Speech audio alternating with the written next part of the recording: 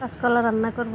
এখানে কলা কেটে হলুদ দিয়ে মাখিয়ে রাখলাম কিছুক্ষণ যাতে কষটা চলে যায়। আলু কেটে নিলাম, কলা দিয়ে আলু দিয়ে রান্না করব। এখানে মাছ নিয়ে নিলাম, সাথে মাছ দিব কলার সাথে। এখানে বেগুন কেটে নিলাম, টমেটো নিয়ে নিলাম, মাছ দিয়ে টমেটো দিয়ে ভুনা করব। কলার খোসা নিয়ে নিলাম, কলার খোসার ভর্তা বানাবো। এখানে কলাগুলো এখন ধুয়ে নিব। যেভাবে হলুদ দিয়ে মাখিয়ে কিছুক্ষণ রাখলে পরে দিলে কষটা চলে যায়। এখানে ভাত বসিয়ে দিলাম। এখন কলা রান্নাটা বসিয়ে দিব। কড়াই বসিয়ে তেল দিয়ে দিলাম। এখন এক এক করে মশলাগুলো দিয়ে দিব। এই মশলাগুলো ভালোভাবে কষিয়ে নিব। এখন মশলা কষানো হয়ে গেছে, পানি দিয়ে দিব। পানি দিয়ে মাছ দিয়ে দিলাম। মাছগুলো ভালোভাবে কষিয়ে নিব। এই মাছও কষানো হয়ে এসেছে, আলু দিয়ে দিলাম আগে। আলুগুলো একটু সিদ্ধ করে নেব। এখানে ভাত বলক এসে গেছে। এই যে আলু কষানো হয়ে গেছে, কলাগুলো দিয়ে দিলাম। কলা দিয়ে একটু ভালোভাবে মিক্স করে নিলাম। এখন বেশ কিছুক্ষণ জাল করে নিব। কলা কষানো হয়ে এসেছে, পানি দিয়ে দিলাম। একটু জিরা ধনিয়ার গুঁড়া। এগুলো দিয়ে ভালোভাবে মিক্স করে নিলাম। বেশ কিছুক্ষণ জাল করব। ভাতও হয়ে এসেছে, মাছ একটু দিয়ে দিলাম।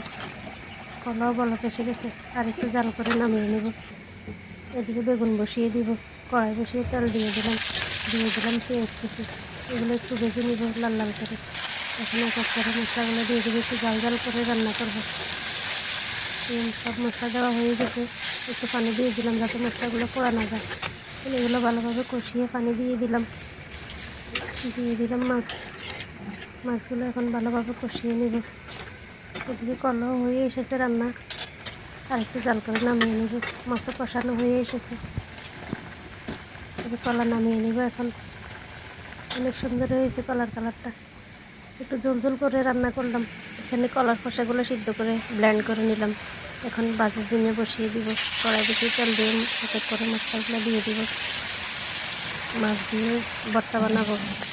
এই মশলাগুলো দেওয়া হয়ে গেছে। এখন পানি দিয়ে মাছ দিয়ে দিব। মাছটা একটু কষিয়ে নিব। এদিকে বেগুনের মাছটাও কষানো হয়ে গেছে, বেগুন দিয়ে দিব। এখন এই যে ভর্তার মাছটাও কষানো হয়ে এসেছে। এই মাছগুলো ভালোভাবে কষিয়ে নিলাম। বেগুন দিয়ে দিলাম। বেগুন দিয়ে একটু কিছুক্ষণ কষিয়ে নেব। এভাবে রান্না করলে অনেক মজা লাগে খেতে। একটু জাল জাল লাগে, খুব মজা লাগে। এই যে ভর্তার মাছটাও কষানো হয়ে গেছে, এখন উঠিয়ে নিব। উঠিয়ে কাঁটাটা সরিয়ে নিব। এই ভর্তাটা দিয়ে দিলাম। এগুলো একটু ভালোভাবে মশলার সাথে কষিয়ে নেব ভালো কিছুক্ষণ। এখন মাছটা কাটা বের করে মাছটা দিয়ে দিব। একটু কাঁটাটা বাহির করে দিলাম যাতে কাঁটাটা না লাগে খেতে। মাছ দিয়ে দিলাম। মাছ দিয়ে করে একটু মিক্স করে বেশ কিছুক্ষণ জাল করবো। এদিকে বেগুনও কষানো হয়ে গেছে, টমেটো দিয়ে দিলাম পানি।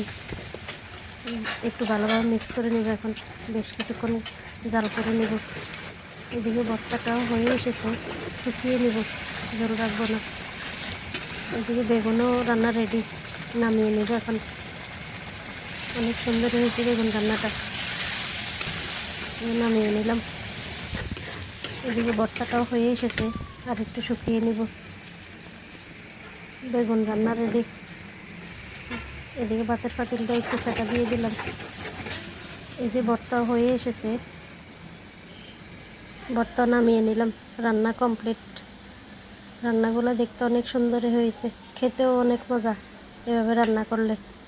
এখন দুপুরে কাজকর্ম সেরে খাওয়া দাওয়া করে নেব। আজকে এই পর্যন্তই। সবাই ভালো থাকবেন, সুস্থ থাকবেন। যে যেখান থেকে ভিডিওটা দেখেন, ভালো লাগলে লাইক কমেন্ট করবেন। আল্লাহ হাফেজ। সবাইকে অনেক ধন্যবাদ। আসসালামু আলাইকুম।